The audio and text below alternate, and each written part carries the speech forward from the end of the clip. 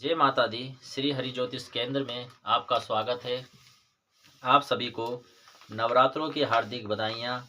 आप सभी लोग बहुत अच्छे से माँ भगवती के नवरात्रे मनाए होंगे और बहुत अच्छे ढंग से आपने नवरात्रों का विधि विधान किया होगा।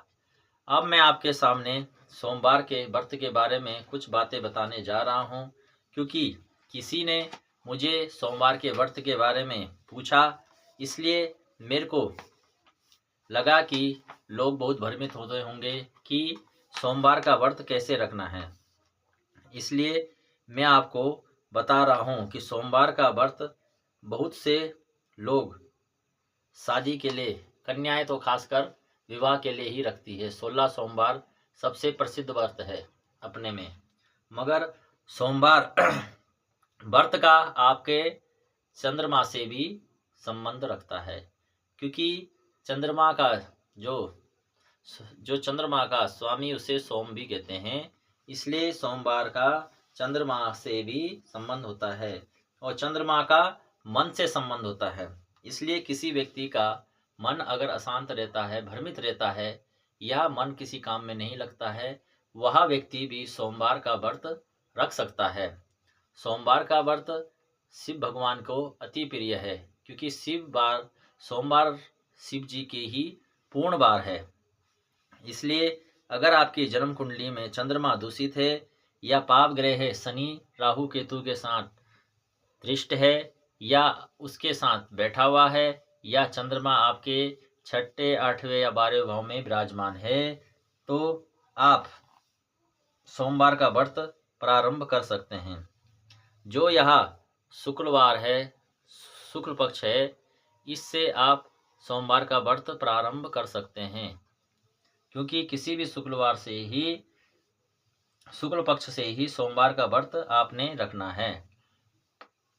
और सोमवार के व्रत में आपको मनोरोग, तनाव या मानसिक शांति से भी पूर्णतः निजात मिलती है। यह व्रत किसी भी शुक्ल पक्ष की प्रथम सोमवार से प्रारंभ कर सकते हैं। यह व्रत कम से कम आपने 16 रखने हैं, 27 रखने हैं या 54 रखने हैं। 27 भी रख सकते हैं या 54 भी रख सकते हैं। पहले दिन आपने संकल्प के साथ ही बोलना है कि आप कितने व्रत रख रहे हैं। 16 रख रहे हैं, 27 रख रहे हैं या 54 रख रहे हैं। सामान्यतः श्रावण मास भगवान भोलेनाथ को अति प्रिय है। उस समय से भी बहुत से लोग सोमवार का व्रत प्रारंभ करते हैं, मगर आप इसे इस नवरात्रों के बाद भी प्रारंभ कर सकते हैं, क्योंकि यह शुक्ल पक्ष चल रहा है। इसलिए आप इसे किसी भी शुक्ल पक्ष से ही प्रारंभ करें। इस व्रत में आपको प्रातः स्नान करना है और साफ शुद्ध वस्त्र पहन के अपने मंदिर में संकल्प लेना है कि हे भोलेनाथ, मैं यह व्रत इतने करूँगी या करूँगा। 16 व्रत रखोगे या 27 रखो या 54 रखो, यह आपके ऊपर है। आप कम से कम जितने व्रत भी रखो वह संकल्प के साथ। तो संकल्प की विधि मैं आपको बता रहा हूँ। संकल्प के लिए आपको अपने हाथ में जल लेना है, थोड़े से पुष्प लेने हैं, थोड़ा सा चंदन लेना है, थोड़े से अक्षत लेने हैं और फिर इसमें अपना नाम बोलना है। जो दिन है उस दिन को बोलना है। सोमवार है तो सोमवार बोलना है, जो दिनांक है, तारीख है, उसको बोलना है। फिर उसके बाद माह बोलना है, फिर आपने सन बोलना है, फिर आपने बार बोलना है। फिर इसके बाद जिस स्थान के आप हो, देहरादून क्षेत्र बोलना है। फिर इसके बाद आप जिस स्थान में हो, प्रेम नगर है तो प्रेम नगर बोलोगे, जो गांव है वह गांव बोलोगे। उसके बाद आपने उसमें बोलना है कि हे भोलेनाथ, मैं यह व्रत इतने करूँगा या करूँगी। उसके बाद आपने अपनी मनोकामना भी बोलनी है कि हे भोलेनाथ, मैं यह व्रत इस कार्य के लिए कर रहा हूँ या कर रही हूँ और इसमें मुझे पूर्ण सफलता प्रदान करना। इसके बाद यह जल किसी कटोरी में भी डाल सकते हैं। फिर इसके बाद आपने घर में जो शिव भगवान की फोटो होगी या अगर शिवलिंग रखा हुआ है तो विधिवत उसका पूजन करना है। दूध, दही, घी, शक्कर, शहद, ये 5 चीज़ों से भगवान का अभिषेक करो। क्योंकि बहुत ज़रूरी है ये 5 चीज़। और अगर आपको कुछ ना मिले तो दूध से, और दूध के बाद आप प्लेन जल भी चढ़ा सकते हैं। इस जल से भी आप स्नान कर सकते हैं। और भोलेनाथ को श्वेत चंदन में जो सफ़ेद चंदन होता है वह अति प्रिय है, इसलिए आपने सफ़ेद चंदन का ही टीका लगाना है। त्रिपुंड मिस 3 लाइनें खींचनी है, बीच में एक लंबी लाइनें खींचनी है और उसमें अक्षत जरूर लगाना है।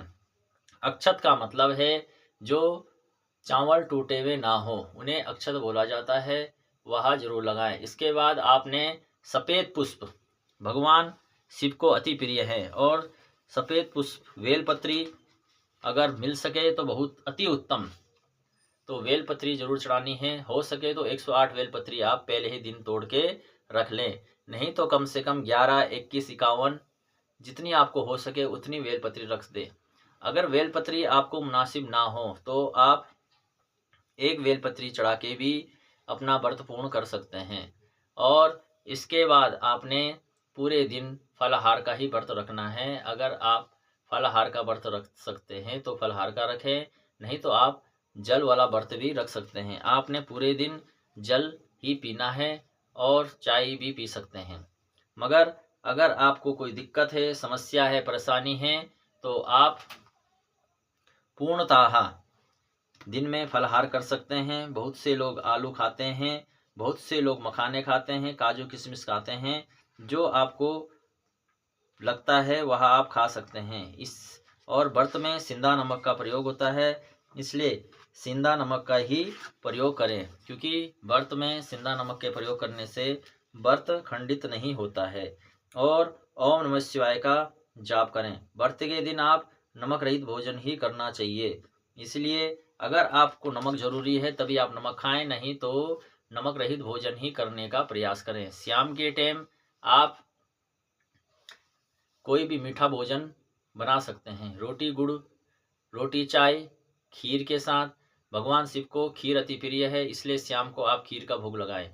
पिंजरी का भोग भी लगा सकते हैं भगवान को, क्योंकि पिंजरी भी भगवान शिव को अति प्रिय है। तो शाम को आपने शिव भगवान की आरती करनी है। पूरे दिन भर आपने ओम नमः शिवाय का जाप करना है, ओम नमः शिवाय जपना है। शाम को भी ओम नमः शिवाय जपें और उसके बाद आरती करें। आरती के बाद आप क्षमा प्रार्थना करें कि हे भगवान, हे भोलेनाथ, अगर मुझसे कोई भी गलती हो गई हो तो मुझे क्षमा कर देना। इसके बाद आपने पूर्णतः भगवान शिव से प्रार्थना करनी है कि हे भगवान, अगर मुझसे कोई गलती हो रही होगी तो मुझे क्षमा करना, और जो आपकी मनोकामना है वह बोलना कि भगवान यह मनोकामना मेरी पूर्ण करें। और खास कर लोग ऐसी मनोकामना बोलते हैं जो बिल्कुल असंभव होती है, इसलिए आप मुमकिन ही मनोकामना बोलें, या आपको कोई कार्य रुक रहा है उसको ही बोलें। आप ऐसी ना बोलें कि जो बिल्कुल ही भगवान को इम्पॉसिबल लगे कि और भगवान उसको पूरा ना करे, क्योंकि उससे आपको दुख मिलने वाला है। इसलिए भगवान वही चीज़ पूरी करेंगे जिससे आपको सुख मिलेगा। तो इसलिए ऐसी ना बोले कि जिससे किसी का अहित हो रहा हो, या आप ऐसी चीज़ बोल रहे हो कि भगवान को पता है कि इससे इसको बहुत ही दुख होगा, तो वह चीज़ मत मांगो, क्योंकि भगवान देने में समर्थ हैं। भोलेनाथ तो ऐसे हैं कि जो आप मांगोगे वह दे देंगे, मगर दुख है वह तो आपको ही भोगना पड़ेगा। इसलिए ऐसा कोई भी चीज़ ना मांगे जो गलत है। और किसी के लिए गलत मांगना सबसे बुरा है, किसी का घर उजाड़ने वाली चीज़ें मांगना सबसे बुरा है। सिर्फ आप अपने भले की ही चीज़ मांगें, इससे ही आपका यह व्रत बहुत अच्छे से संपन्न होगा, पूर्ण होगा। और इसमें आपको भगवान शिव और माँ पार्वती का आशीर्वाद पूर्णतः प्रदान होगा। इस विधि के साथ अगर आप यह व्रत करेंगे तो आपको अति उत्तम प्राप्त होगा। जो व्यक्ति मीठा भोजन नहीं करते, उनको नमक की ज़रूरत है कि नमक उनको खाना ही खाना है, वह व्यक्ति मीठे से अपना व्रत खोलें और फिर उसके बाद आप सिंधा नमक का ही भोजन प्रयोग करें। मगर आपको व्रत के दिन लहसुन प्याज नहीं खाना है। लहसुन प्याज, नॉन वेज, ड्रिंक आदि गलत चीज़ों का प्रयोग बिल्कुल नहीं करना है, नहीं तो इससे व्रत खंडित हो जाएगा। और आप यह भी व्रत में ध्यान रखें कि आपको किसी मृत कार्य के लिए भी नहीं जाना है, और ना ही जहाँ बच्चा जन्म हुआ है, जब तक वहाँ शुद्धिकरण का हवन नहीं हुआ है तब तक आपको वहाँ नहीं जाना है। यह व्रत रखने से पहले आप भोलेनाथ से ज़रूर प्रार्थना करें कि मैं यह व्रत रख रहा हूँ या रख रही हूँ, मुझे इसमें पूर्णतः अपना आशीर्वाद प्रदान करना। इससे आपको यह व्रत में पूर्ण सफलता मिलेगी। और जब आप पूरे अपने व्रत 16 व्रत, 27 व्रत, 54 व्रत पूर्ण कर देते हो, उसके बाद व्रत का उद्यापन करना जरूरी है। क्योंकि व्रत का उद्यापन जब आप करते हो तभी आपके घर में खुशियाँ प्रदान होती है और वह व्रत पूर्ण होता है। इससे आपको भोलेनाथ की अति कृपा प्रदान होगी। मगर व्रत का मतलब होता है संयम। आपने इस दिन पूर्ण संयमता के साथ व्रत करना है और खाने का बहुत ज़्यादा प्रयोग करना है, मन को कंट्रोल रखना है, वाणी को कंट्रोल रखें, आप किसी को अशब्द ना बोलें, गुस्सा ना हो। और उस समय आपने सिर्फ ओम नमः शिवाय, ओम नमः शिवाय, ओम नमः शिवाय का ही जाप करना है। पूरे दिन जितने देर आप खाली हो उतने देर ओम नमः शिवाय का जाप करें। नहीं तो आप मंदिर में बैठ के भी इसका जाप कर सकते हैं। क्योंकि व्रत जब तभी पूर्ण होता है जब आप भगवान का अति से अति नाम जाप करते रहते हो। नहीं तो पूरे दिन अगर आप चुगली लगाओगे या चुगली करोगे तो इससे यह व्रत पूर्ण नहीं होगा। इससे तो आपका व्रत और ही खंडित होगा और जिसकी आप बुराई कर रहे हो उसके ऊपर आपका व्रत का पूर्ण प्रभाव चले जाएगा। इसलिए आप व्रत के दिन बिल्कुल भी अशब्द ना बोलें। व्रत के दिन आप कोई भी चुगली ऐसी ना करें या किसी का मन ऐसा ना दुखाएं कि जिससे आपके व्रत पूर्णतः खराब हो जाए। तब आप बोलते हैं कि हमने तो व्रत रखा और व्रत का कोई फल प्राप्त नहीं हुआ। ऐसा नहीं है। अगर आप व्रत को बहुत अच्छे ढंग से रखेंगे, मन को संयम में रख के व्रत करेंगे, तो आपका व्रत बहुत अच्छे ढंग से पूर्ण होगा और आपकी मनोकामनाएं अति पूर्ण होगी। इसमें कोई भी संशय नहीं है। क्योंकि अनेक उदाहरण हैं भक्तजनों के कि उन्होंने व्रत बहुत अच्छे ढंग से किया और उन्हें बहुत ज़्यादा माँ भगवती और भोलेनाथ की कृपा प्रदान हुई। क्योंकि सबसे पहला उदाहरण तो मैं स्वयं हूँ कि मैं नवरात्रों और माँ भगवती का ही उपासक हूँ और माँ भगवती की आराधना ही करता हूँ। और मैंने अपने और अपने जितने भी मेरे शिष्य हैं सबको मैंने माँ भगवती की आराधना कराई है और मैं करने के लिए बोलता हूँ। महाशिव भोलेनाथ की आराधना करने के लिए बोलता हूँ और उनके सबसे अच्छे रिजल्ट गुड ही वो बोलते हैं और उनके घर में सुख शांति प्रदान हो रही है। इसलिए आपका सबसे बड़ा कर्तव्य होता है कि आप उपवास रखते हैं। तो उपवास का मतलब होता है कि उप प्लस वास, मन को संयम में रखें, मन को कंट्रोल में रखें, काम क्रोध लोभ और माया से दूर रहें। आपको जितनी ज़रूरत है उतना ही आप मोह माया का प्रयोग करें। नहीं तो आप इसमें ज़्यादा जाएंगे तो आप खुद भी परेशान होंगे और आप अन्य लोगों को भी परेशान करेंगे। आपसे अगर किसी का भला हो सकता है तो भला जरूर करें। और जब आप यह व्रत शाम को करें तो कुछ ना कुछ दान जरूर करें। क्योंकि दान जब आप करते हैं तो आपको वह बहुत ज़्यादा वापस मिलता है, अनंत गुना फल वापस मिलता है। इसलिए जितना आप सक्षम हो उतना दान करें। आप चावल का दान कर सकते हैं, आटे का दान कर सकते हैं, दाल का दान कर सकते हैं, किसी को भोग लगा सकते हैं, किसी को खाना खिला सकते हैं।